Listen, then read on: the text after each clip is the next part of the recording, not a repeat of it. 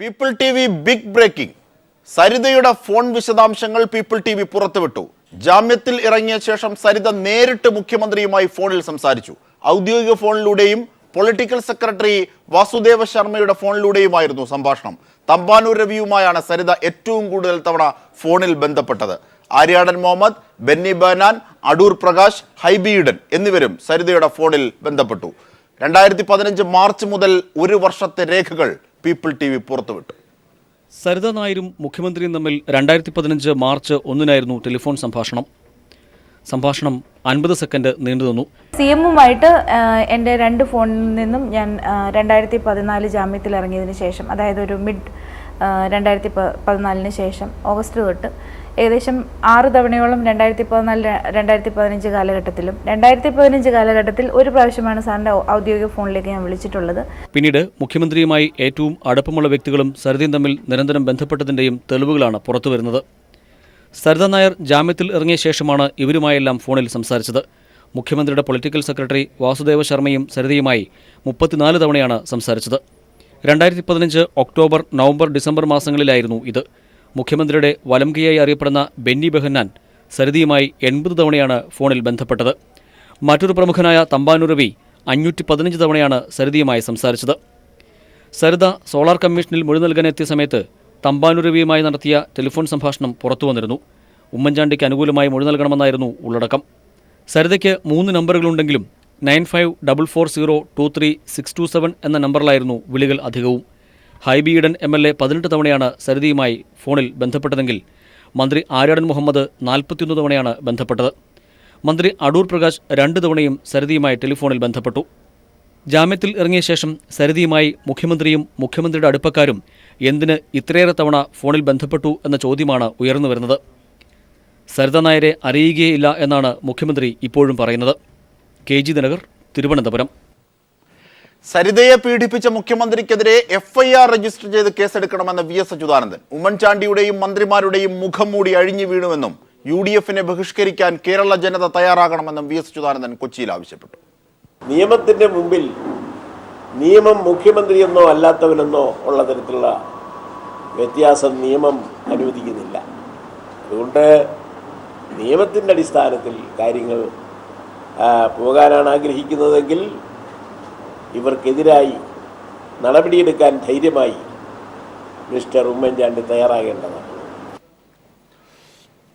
സരിത ഉന്നയിച്ച ആരോപണങ്ങൾക്കെതിരെ നിയമ നടപടി സ്വീകരിക്കുന്ന കാര്യം ആലോചിക്കുമെന്ന് മുഖ്യമന്ത്രി ഉമ്മൻചാണ്ടി. ആരോപണവും യാഥാർത്ഥ്യവും രണ്ടും രണ്ടാണ്.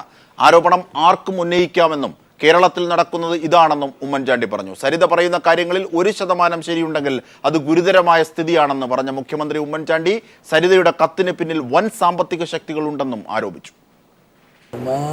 ആക്ഷേപം എന്നെ അത്ഭുതപ്പെടുത്തി. അവര് എഴുതിയെന്ന് പറയുന്ന ഒരു കത്ത് ഇവിടെ പലയിടത്തും ചർച്ചാ വിഷയമായിട്ടുള്ളതാണ്. അന്നൊന്നും എൻ്റെ പേര് ഉയർന്നു വന്നിരുന്നില്ല. ഈ കത്തിനെ കുറിച്ച് ശ്രീ R ബാലകൃഷ്ണപിള്ള പറഞ്ഞിട്ടുണ്ട്. കത്ത് ഞാൻ കണ്ടു. അപ്പം നിങ്ങൾക്കും വളരെ താല്പര്യമുള്ളൊരു കാര്യമാണല്ലോ മുഖ്യമന്ത്രി അതിൽ പെടുവോ ഇല്ലയോ എന്നുള്ളത് അറിയാൻ. അപ്പം നിങ്ങൾ ചോദിച്ചപ്പോൾ അദ്ദേഹം പറഞ്ഞു ഇല്ല. അതുപോലെ തന്നെ ജയിൽ DGP സോളാർ കമ്മീഷൻ വിസ്തരിച്ചപ്പം അദ്ദേഹത്തോട് ഇതേ ചോദ്യം തന്നെ വന്നു. അദ്ദേഹം പറഞ്ഞു ഇല്ല. സോളാർ കമ്മീഷനിൽ ശ്രീമതി സരിതയെ ബിജു രാധാകൃഷ്ണൻ ക്രോസ് ചെയ്തപ്പം ഇതേ ചോദ്യം ചോദിച്ചു. അവരത് നിഷേധിച്ചു. അങ്ങനെയൊന്ന് ഉണ്ടായിട്ടില്ല എന്ന് വ്യക്തമായിട്ട് പറഞ്ഞത് ഔദ്യോഗിക രേഖകളിൽ, കമ്മീഷന്റെ ഔദ്യോഗിക രേഖകളിൽ കിടക്കുക. ഇതെല്ലാം കഴിഞ്ഞതിന് ശേഷം ഇങ്ങനെയൊരു കത്ത് വന്നത് ഈ തെരഞ്ഞെടുപ്പിൽ UDF-ന്റെ സാധ്യതകൾ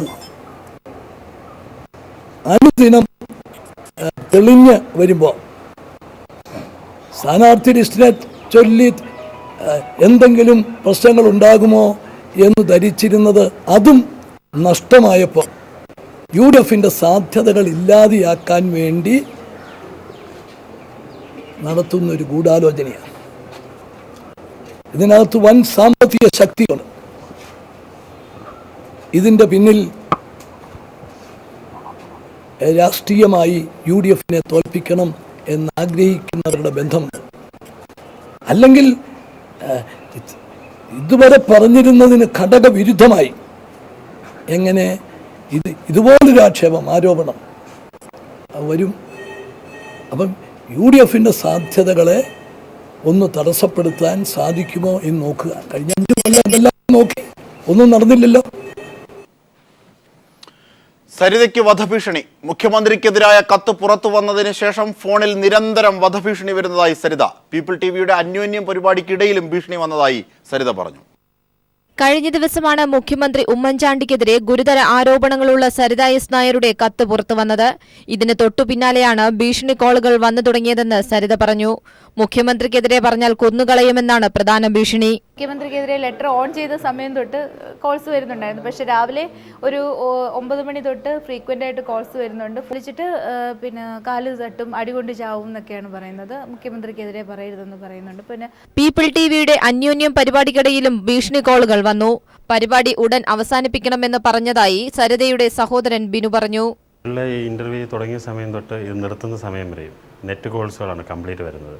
ചില ആൾക്കാർ വണ്ടി കയറ്റി കൊല്ലുമെന്ന് പറയും, ചില ആൾക്കാർ കൈയും കാലും വെട്ടുമെന്ന് പറയുന്നുണ്ട്, പിന്നെ ചില ആൾക്കാർ വീട് കയറി തീ വെക്കുമെന്ന് പറയുന്നുണ്ട്. ഞങ്ങളുടെ മുഖ്യമന്ത്രിക്കെതിരെ പറഞ്ഞു കഴിഞ്ഞാൽ ഞങ്ങൾ ജീവിക്കാൻ അനുവദിക്കില്ല, അതുകൊണ്ട് ആ പരിപാടി അങ്ങ് നിർത്താൻ പറ, അത് സ്റ്റോപ്പ് ചെയ്യാൻ പറ, ലൈവ് പരിപാടി നിർത്താൻ പറ. കോൺഗ്രസുകാരാണെന്ന് പറഞ്ഞാണ് അധികം കോളുകളും വന്നത്. ചിലത് നെറ്റ് കോളുകളായിരുന്നെന്നും സരിത പറഞ്ഞു. ഇതിനെതിരെ പോലീസിൽ പരാതി നൽകിയിട്ട് കാര്യമില്ല, അവർ ഇതിൽ യാതൊരു നടപടിയും എടുക്കില്ലെന്നും സരിത കൂട്ടിച്ചേർത്തു. News bureau, Thiruvananthapuram. സോളാർ കേസിൽ മുഖ്യമന്ത്രി ഉമ്മൻചാണ്ടി തന്നെ രാഷ്ട്രീയ ആയുധമാക്കിയെന്ന് സരിത. കേസിൽ തന്നെ രക്ഷിക്കാമെന്ന് മുഖ്യമന്ത്രി അമ്മയ്ക്ക് വാഗ്ദാനം നൽകിയിരുന്നു. സോളാറിന്റെ ഓഹരി കൈപ്പറ്റിയ മുഖ്യമന്ത്രിക്കും ആര്യാടൻ മുഹമ്മദിനുമെതിരെ കേസെടുക്കാത്തത് എന്തെന്നും സരിത ചോദിച്ചു. People TV news director NP ചന്ദ്രശേഖരന്റെ അന്യോന്യം പരിപാടിയിലായിരുന്നു സരിതയുടെ വെളിപ്പെടുത്തൽ. കഴിഞ്ഞ ദിവസം മുഖ്യമന്ത്രിക്കെതിരെ സരിത എഴുതിയ കത്ത് പുറത്തുവന്ന പശ്ചാത്തലത്തിലായിരുന്നു സരിത കൂടുതൽ കാര്യങ്ങൾ തുറന്നു പറഞ്ഞത്. സോളാർ കേസിൽ മുഖ്യമന്ത്രി ഉമ്മൻചാണ്ടി തന്നെ രാഷ്ട്രീയ പ്രചരണ ആയുധമാക്കി. മുഖ്യമന്ത്രി ചെയ്തതെല്ലാം സ്വന്തം ഇമേജ് വർദ്ധിപ്പിക്കാനുള്ളവയാണെന്നും സരിത അന്യോന്യത്തിൽ പറഞ്ഞു. സോളാറിന്റെ ഓഹരി കൈപ്പറ്റിയവരാണ് മുഖ്യമന്ത്രി ഉമ്മൻചാണ്ടിയും മന്ത്രി ആര്യാടൻ മുഹമ്മദും. ഇവർക്കെതിരെ എന്തുകൊണ്ടാണ് കേസെടുക്കാത്തതെന്നും സരിത ചോദിച്ചു. സോളാർ ഒറ്റ കേസായി അന്വേഷിച്ചിരുന്നെങ്കിൽ മുഖ്യമന്ത്രിയും ആര്യാടനും കൂട്ടുപ്രതികളാകുമായിരുന്നെന്നും സരിത പറഞ്ഞു. ഉമ്മൻചാണ്ടിയാണ് അതിനകത്ത് മെയിനായിട്ട് രക്ഷപ്പെടുക. കാര്യം ഇതിന്റെ പണം അതിൽ പോയിട്ടുണ്ടെങ്കിൽ ആര്യാടൻ മുഹമ്മദ് ഉമ്മൻചാണ്ടി സാറിന് മാത്രമാണ്. ഇതിനകത്ത് ഇതേപോലെ തന്നെ ആളോഹരി പറ്റിയ ഒരു വ്യക്തിയാണ് ശ്രീ ഉമ്മൻചാണ്ടിയും ആര്യാടൻ മുഹമ്മദ് സാറും. എന്തുകൊണ്ട് അവരെ പ്രതിയാക്കിയില്ല? താൻ ജയിലിലായിരുന്നപ്പോൾ തന്നെ രക്ഷിക്കാമെന്ന് മുഖ്യമന്ത്രി അമ്മയ്ക്ക് വാഗ്ദാനം നൽകിയിരുന്നു. തമ്പാനൂർ രവിയും ബെന്നി ബെഹനാനും വേണ്ടതെല്ലാം ഇതിനായി ചെയ്തോളും. കേസ് ഒത്തുതീർപ്പാക്കാനായി 5 ലക്ഷം രൂപ മുഖ്യമന്ത്രി തന്നിരുന്നതായും സരിത പറയുന്നു. CM തന്നെയാണ് പറഞ്ഞിട്ടുള്ളത്. എന്റെ അമ്മയോട് പറഞ്ഞു, ഞാൻ കമ്മീഷനിൽ അതിന്റെ വിഷയങ്ങൾ പറഞ്ഞിട്ടുണ്ട്. അതായത് ഈ കേസിന്റെ കാര്യങ്ങളെല്ലാം തന്നെ നോക്കാം, കേസിൽ ശിക്ഷിക്കപ്പെടാതെ നോക്കാം, അഥവാ ശിക്ഷ വന്നാൽ പോലും മൈനറായിട്ടുള്ള ശിക്ഷകൾ മാത്രമേ വരുള്ളൂ. ഈ പറഞ്ഞ ആൾക്കാരുടെ പണം മൊത്തം തിരിച്ചു കൊടുക്കാം, അവരെ വഴി രവിയും ബെന്നിയും വേണ്ട സഹായങ്ങൾ ചെയ്യുമെന്നാണ് അമ്മയോട് പറഞ്ഞത്. എനിക്ക് ഇത്തരം ഒരു മോശം ചരിത്രം ഉണ്ടാക്കി തന്നത് കോൺഗ്രസ് നേതാക്കൾ തന്നെയാണ്. താൻ മോശക്കാരിയാണെങ്കിൽ എന്തിനാണ് ഇവരെല്ലാം തന്നെ വിളിച്ചത്? സോളാർ കമ്മീഷന് മുന്നിൽ 14 മണിക്കൂർ ഇരുന്നത് മുഖ്യമന്ത്രിയുടെ ഇമേജ് വർദ്ധിപ്പിക്കാനുള്ള നാടകമായിരുന്നെന്നും സരിത പറഞ്ഞു. സോളാർ കേസ് ഒറ്റ കേസായി അന്വേഷിക്കണം, തന്നെയും മക്കളെയും ജീവിക്കാൻ അനുവദിക്കണം. ഇതാണ് സരിതയുടെ ഇനിയുള്ള ആഗ്രഹമെന്ന് people TV news director NP ചന്ദ്രശേഖരനുമായി നടത്തിയ അന്യോന്യം പരിപാടിയിൽ സരിത കൂട്ടിച്ചേർത്തു. News bureau, Thiruvananthapuram. സോളാർ കേസിൽ CBI അന്വേഷണത്തിന് ഉത്തരവിടാനാകില്ലെന്ന് ഹൈക്കോടതി. സരിതയ്ക്ക് വിശ്വാസ്യതയില്ലെന്നും പരാതിക്കാരന് വേണ്ടി പ്രതിക്ക് എങ്ങനെ കേസ് നടത്താനാകുമെന്നും കോടതി ചോദിച്ചു. മുഖ്യമന്ത്രിക്കെതിരായ തെളിവുകൾ നൽകാൻ തയ്യാറാണെന്ന് സരിത. തെളിവുകൾ പോലീസിനെ ഏൽപ്പിച്ചാൽ നഷ്ടപ്പെടുമെന്ന ആശങ്കയുണ്ടെന്നും സരിത പറഞ്ഞു. CPIM പോളിറ്റ് ബ്യൂറോ അംഗം പിണറായി വിജയന്റെ ഔദ്യോഗിക വെബ്സൈറ്റ് പ്രകാശനം ചെയ്തു. തിരുവനന്തപുരത്ത് നടന്ന ചടങ്ങിൽ ഇൻഫോസിസ് മുൻ CEO ഷിബുലാൽ വെബ്സൈറ്റിന്റെ പ്രകാശന ഉദ്ഘാടനം നിർവഹിച്ചു. www.pinarayivijayan.in എന്നതാണ് CPM പോളിറ്റ് ബ്യൂറോ അംഗം പിണറായി വിജയന്റെ വെബ്സൈറ്റ് വിലാസം. പിണറായി വിജയന്റെ രാഷ്ട്രീയ കാഴ്ചപ്പാടുകളും അഭിപ്രായങ്ങളും ജനങ്ങളുടെ പ്രശ്നങ്ങൾക്കുള്ള മറുപടിയും വെബ് പേജിലുണ്ട്. കാഴ്ചപ്പാടുകൾ എന്ന പേജിലാണ് ഇതെല്ലാം വരിക. പിണറായി വിജയനുമായി ബന്ധപ്പെട്ട വാർത്തകൾ, ഹെഡ്ലൈൻസ് എന്ന വിഭാഗത്തിൽ ഒരുക്കിയിരിക്കുന്നു. പിണറായി വിജയന്റെ അഭിമുഖം ഗാലറി പേജിൽ ഉൾപ്പെടുത്തിയിട്ടുണ്ട്. കമ്പ്യൂട്ടർ, ഐപാഡ്, മൊബൈൽ തുടങ്ങി എല്ലാത്തിലും വെബ്സൈറ്റിന്റെ സാന്നിധ്യം ഉണ്ടാകും വിധമാണ് സൈറ്റ് രൂപകൽപ്പന ചെയ്തിരിക്കുന്നത്.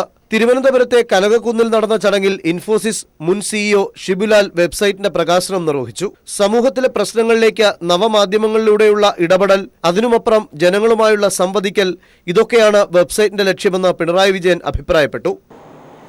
എങ്ങനെ കേരളം അഭിവൃദ്ധിപ്പെട്ടു വരണം എന്നതിനെക്കുറിച്ച് വ്യക്തമായ കാഴ്ചപ്പാടുള്ളവരാണ്.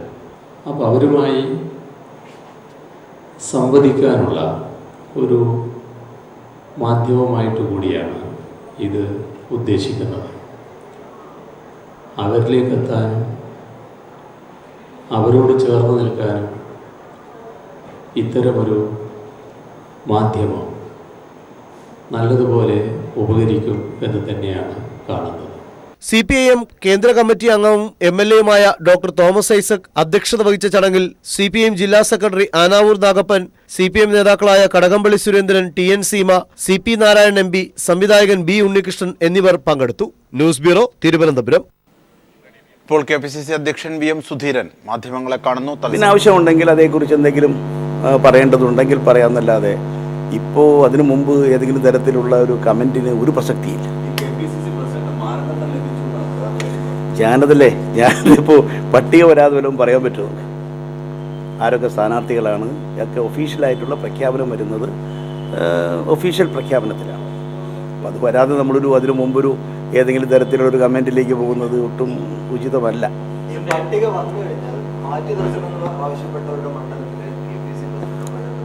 നമ്മളിങ്ങനെ ഹൈപ്പോത്തറ്റിക്കൽ ക്വസ്റ്റ്യൻ ചോദിക്കുന്നതിൽ വല്ല കാര്യമുണ്ടോ? അത് യാതൊരു പ്രസക്തിയില്ല. ആദ്യം പട്ടിക വരട്ടെ. അല്ല ഇല്ല, നമുക്ക് UDFന്റെ വിജയം വളരെ കാര്യമായിട്ട് മുന്നോട്ട് പോകും. സ്ഥാനാർത്ഥി പട്ടിക എത്രയും വേഗത്തിൽ വരുമെന്നാണ് ഞാൻ പ്രതീക്ഷിക്കുന്നത്. അത് വന്നു കഴിഞ്ഞാൽ അതുവരെയുള്ള പ്രശ്നങ്ങളൊക്കെ പോയി. എല്ലാ തവണയും ഈ സ്ഥാനാർത്ഥി പട്ടിക വരുന്നതിന് മുമ്പ് സ്വാഭാവികമായും ചില പ്രശ്നങ്ങളൊക്കെ ഉണ്ടാകാം. അതൊരു പുതുമയൊന്നുമില്ല, അത് പഴയ കാലത്ത് ഉണ്ടായിട്ടുണ്ട്. പക്ഷേ പട്ടിക ഒഫീഷ്യലായി അംഗീകരിച്ച് വന്നു കഴിഞ്ഞാൽ പിന്നെ എല്ലാവരും ഔദ്യോഗിക സ്ഥാനാർത്ഥികൾക്ക് വേണ്ടി, അവരുടെ വിജയത്തിന് വേണ്ടി ഒറ്റക്കെട്ടായി ഒന്നിച്ച് പ്രവർത്തിക്കുക. ഭരണ തുടർച്ച, അതാണ് ഞങ്ങളുടെ ലക്ഷ്യം. അത് നേടിയെടുക്കും. UDF സീറ്റ് വിഭജനത്തിൽ ഘടകകക്ഷികൾക്കിടയിലും കോൺഗ്രസിലും അതൃപ്തി. അമ്പലപ്പുഴ JDUവിന് നൽകിയതിൽ ആലപ്പുഴയിൽ കോൺഗ്രസിൽ പ്രതിഷേധം ശക്തമാകുന്നു. കയ്പമംഗലം ഏറ്റെടുക്കാൻ RSP തീരുമാനിച്ചു. ബുധനാഴ്ച UDF യോഗത്തിൽ സീറ്റ് വിഭജനത്തിൽ അന്തിമ തീരുമാനമുണ്ടാകും. കയ്പമംഗലം സീറ്റിൽ മത്സരിക്കാമെന്ന് RSP അറിയിച്ചതോടെ അതൃപ്തികൾക്കിടയിലും UDF സീറ്റ് വിഭജനത്തിൽ ഏകദേശ ധാരണയായി. അരൂർ തന്നെ വേണമെന്ന പിടിവാശി RSP അവസാന നിമിഷം ഉപേക്ഷിക്കുകയായിരുന്നു. കയ്പമംഗലം ഉൾപ്പെടെ 5 സീറ്റിൽ RSP മത്സരിക്കും. നെന്മാറയ്ക്ക് പകരം അമ്പലപ്പുഴ ഉൾപ്പെടെ 7 സീറ്റിലായിരിക്കും JDU മത്സരിക്കുക. അതേസമയം അമ്പലപ്പുഴയിൽ സ്ഥാനാർത്ഥിയാകുമെന്ന് പ്രതീക്ഷിച്ചിരുന്ന ഷാനിമോൾ ഉസ്മാൻ തീരുമാനത്തിൽ കടുത്ത പ്രതിഷേധത്തിലാണ്. ആലപ്പുഴ DCCയും തീരുമാനത്തിൽ പ്രതിഷേധിക്കുന്നു. ഇരവിപുരം ലീഗിന് നൽകിയതിന് പകരം കിട്ടിയ പുനലൂരിൽ ലീഗ് സ്ഥാനാർത്ഥിയായി A യൂനുസ് കുഞ്ഞ് മത്സരിക്കും. കുട്ടനാടും പൂഞ്ഞാറും കോൺഗ്രസിന് വിട്ടു നൽകേണ്ടതില്ലെന്ന നിലപാടിൽ ഉറച്ചുനിന്ന KM മാണിക്ക് ഒരു സീറ്റും അധികമായി നൽകേണ്ടതില്ലെന്ന് കോൺഗ്രസ് നേതൃത്വവും തീരുമാനിച്ചു. സീറ്റ് വിഭജനത്തിൽ അവഗണിച്ചതിൽ പ്രതിഷേധിച്ച് കേരള കോൺഗ്രസ് ജേക്കബ് ചെയർമാൻ ജോണി നെല്ലൂർ നേരത്തെ UDF ഉന്നതാധികാര സമിതി അംഗത്വം രാജിവെച്ചിരുന്നു. സീറ്റ് വിഭജനത്തിലെ അന്തിമ തീരുമാനം ബുധനാഴ്ച UDF യോഗത്തിലുണ്ടാകും. News bureau, Thiruvananthapuram. ഹൈക്കമാൻഡ് വെട്ടിനിരത്തുമെന്ന് ഉറപ്പായതോടെ സ്ഥാനാർത്ഥിത്വത്തിൽ നിന്ന് ബെന്നി ബെഹനാന്റെ നാടകീയമായ പിന്മാറ്റം. ഹൈക്കമാൻഡ് ലിസ്റ്റ് പ്രഖ്യാപിക്കാനിരിക്കെ താൻ പിന്മാറുന്നതായി ബെന്നി ബെഹനാൻ മാധ്യമങ്ങളെ അറിയിക്കുകയായിരുന്നു. സുധീരൻ ഇഷ്ടമല്ലെങ്കിൽ താൻ മത്സരിക്കാനില്ലെന്ന് ബെന്നി പറഞ്ഞു. അതേസമയം കൊച്ചിയിൽ ബെന്നിക്ക് അനുകൂലമായി പ്രവർത്തകർ പ്രകടനവും നടത്തി. തർക്കമണ്ഡലങ്ങളിൽ ഉമ്മൻചാണ്ടിയുടെ ഭീഷണിക്ക് ഹൈക്കമാൻഡ് വഴങ്ങിയതിനു പിന്നാലെയാണ് വിശ്വസ്തനായ ബെന്നി ബെഹനാന്റെ പേരുവെട്ടിയുള്ള തിരിച്ചടി. ഇന്ന് രാവിലെയാണ് ബെന്നി ബെഹനാന്റെ പേര് വെട്ടാൻ രാഹുൽ ഗാന്ധി നേരിട്ടിടപെട്ടതെന്നാണ് വിവരം. സോളാർ വിവാദത്തിൽ പുറത്തുവന്ന ശബ്ദരേഖ ഉൾപ്പെടെയുള്ള കാര്യങ്ങളാണ് തിരിച്ചടിയായത്. രാഹുലിന്റെ അപ്രതീക്ഷിത ഇടപെടൽ ബോധ്യപ്പെട്ടതോടെ KPCC പ്രസിഡന്റ് VM സുധീരനെ വിമർശിച്ച് ബെന്നി പിന്മാറ്റം പ്രഖ്യാപിച്ചു.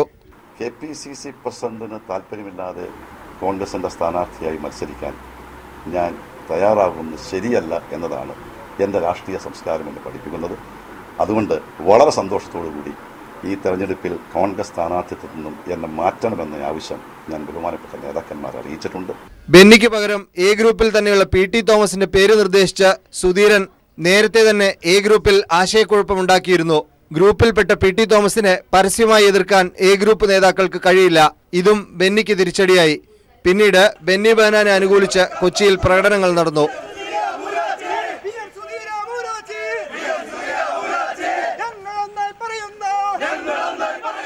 News bureau, Thiruvananthapuram, Kochi.